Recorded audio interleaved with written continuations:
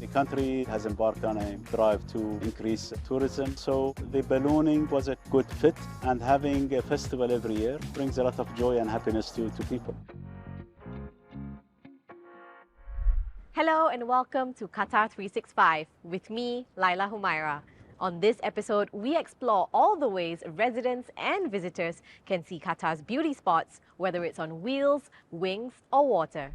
But first, you're probably familiar with the iconic skyline behind me.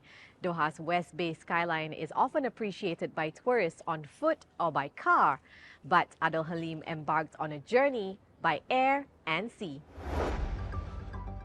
Just prior to landing at Qatar's Hamid International Airport, passengers are greeted by stunning views of the country's Pearl Island, the luxurious man-made island sitting on 4 million meters of reclaimed land.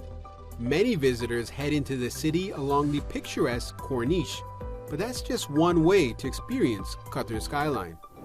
If you're seeking an adventure high in the sky, a hot air balloon ride may be what you're looking for.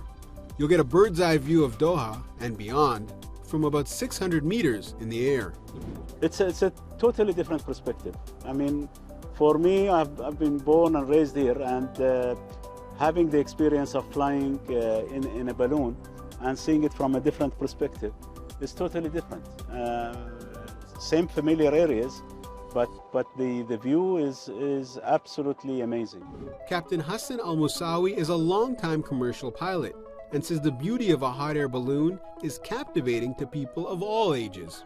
We wanted to have something different. The country has embarked on a drive to increase tourism, so the ballooning was a good fit, and having a festival every year brings a lot of joy and happiness to people. The Qatar Balloon Festival started in 2019 and recently completed its 5th edition. 57 balloons took flight, 50 were selected from 21 countries, and 7 were locally made. Captain Hassan says Qatar has positioned itself as a place for family-oriented activities, and its fun-for-all approach is a large part of the country's tourism strategy. I think it's a building block approach, and as we are building the different sectors that are supporting the tourism, it's just a natural evolution. But if airborne excursions aren't your thing, don't worry, you've got options. With more than 4 million visitors arriving in Qatar in 2023, the country is well on its way to achieving its stated goal of attracting 6 million tourists by 2030. One way to do that is by using its strategic advantage as a peninsula surrounded mostly by water, with numerous water activities on offer. A popular water excursion is a relaxing dhow boat cruise like this one, with picturesque views everywhere you turn. So Doha Port holds a really significant cultural value in Qatar's maritime history, as it was used for pearl diving and fishing mostly. But now when visitors come here, they can enjoy the scenic views of the Doha skyline and can have a really relaxing and peaceful time from, escape from the city in the sea. Experience Qatar offers immersive and authentic excursions around the country, from city to cultural tours, offering visitors unique ways to enjoy Qatar. They learn more about the history of Qatar, so their perspective changes. We have like different water activities. It's like for the people who love diving, we have snorkeling, we have paddle boarding, we have like cruise ships. So we have like a lot of water activities to do in Doha.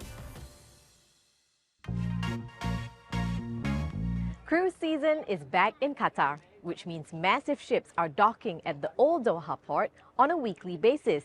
The picturesque Meenah district is what welcomes thousands of tourists as they disembark the cruises.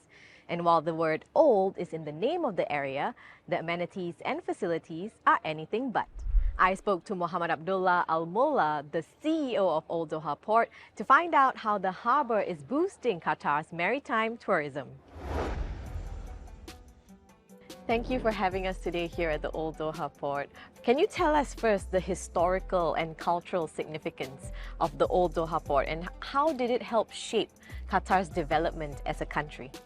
Well, Old Doha Port has always been a very significant importance for all Qataris who lived in Qatar back in the last century. In fact, it has many reasons for being a very significant role that played in the growth of the economics.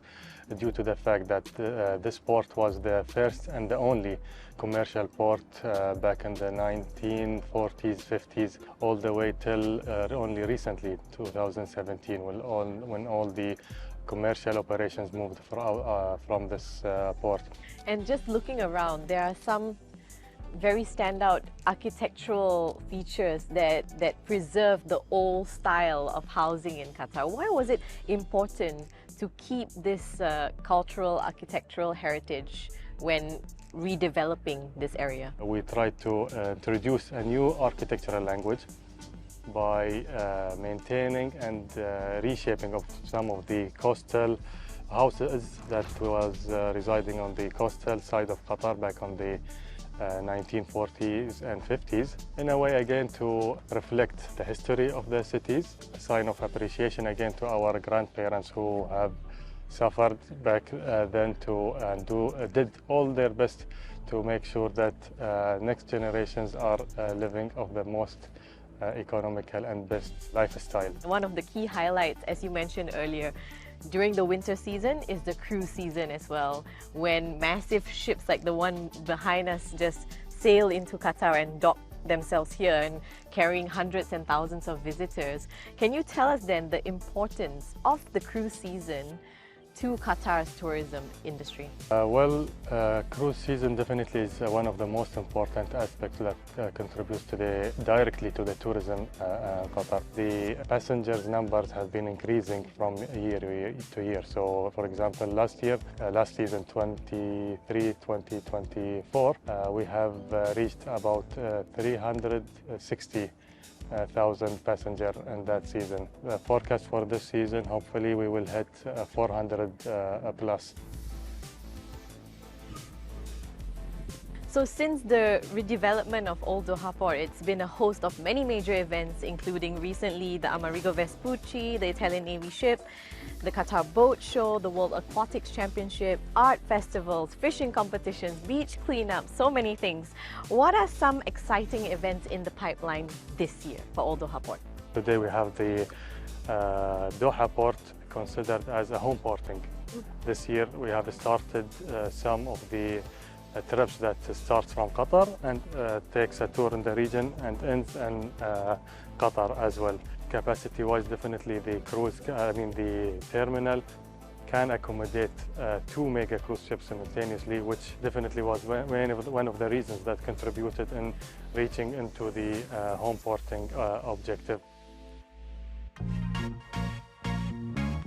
From flying high in a hot air balloon to cruising along the Doha skyline, it's no wonder why Qatar is a hot tourist destination. And if all the fun makes you a little sleepy, there are plenty of hotels to sit back and relax after the sun goes down. Just be warned, as Joanna Hoos found out, some of them are so unique that you'd wish you'd never have to fall asleep. With over 40,000 hotel rooms, Doha has no shortage of memorable places to stay. From modest accommodation to 5-star luxury, Qatar's capital offers something for all visitors. But for those dreaming of a little adventure or silence and serenity, I've left the dazzling lights of the city behind to explore the country's roads less traveled and hit the hay in some of Qatar's extraordinary hotels. First stop on my rather bumpy ride is the Outpost Al Barari, located in the Inland Sea Nature Reserve. As the name suggests, the outpost is hidden away, nestled in a sea of sand some 66 kilometers south of the hustle and bustle of Doha. So the Outpost Al Barari is located in the southern part of Qatar, and it's unique for his wild wilderness, desert wilderness, and his vast dunes, which are meeting the Arabian Gulf. The design was inspired by the surrounding landscape as well the sustainable architecture of the hotel. It's not just the hotel's surroundings of dancing dunes that instills a sense of wonder. As the sun sets and the desert descends into darkness, the sky above Outpost lights up. It's a little bit past my bedtime, but who needs sleep in a dreamy setting like this? And there's plenty to see here after dark, through the hotel's telescopes or at this outdoor cinema for a movie under the shooting stars. So whether it's the action on the big screen or the splendors of the universe above, I might be in for a sleepless night. New dawn, new day, and I'm out for a thrilling time in the dunes this morning. Outpost has plenty of activities on offer to get your heart racing. We offer a wide range of activities which is related to the desert. We offer camel tours, we do buggy safaris, electric fed bike tours, and as well we offer a wide range of wellness activities and yoga classes. For a bit more peace and quiet, I've travelled to the UNESCO-protected Al Reem Biosphere Reserve on Qatar's western coast, home to our Habitas Ras Brook Hotel, a luxury resort that is all about connecting with nature. So it's one of the places you can absolutely switch off. We don't have any TV, so you absolutely disconnect, again, being with the nature. And then you walk through, you have a beautiful sea line, you can enjoy the nice, clean air around the sea. And then we do these beautiful concepts of sound healing around here. Again, using the natural elements that have given to us. I like to do sound healings with a different instrument, such as crystal balls, gong, different special sounds.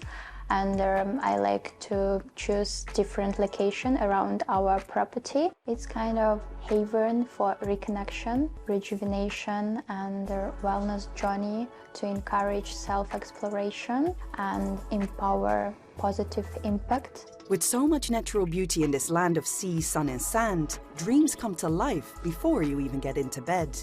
Once you do lay your head to rest, the comfort and tranquility of hotels like Outpost and our Habitats guarantee you'll wake up rested and relaxed. From glamping under the stars to sailing as far out where the sky meets the sea, we hope you've enjoyed this episode, but that's all the time we have for now. For more, check out Euronews.com and connect with us through our hashtag. Thanks for watching, and we'll see you next time on Qatar 365.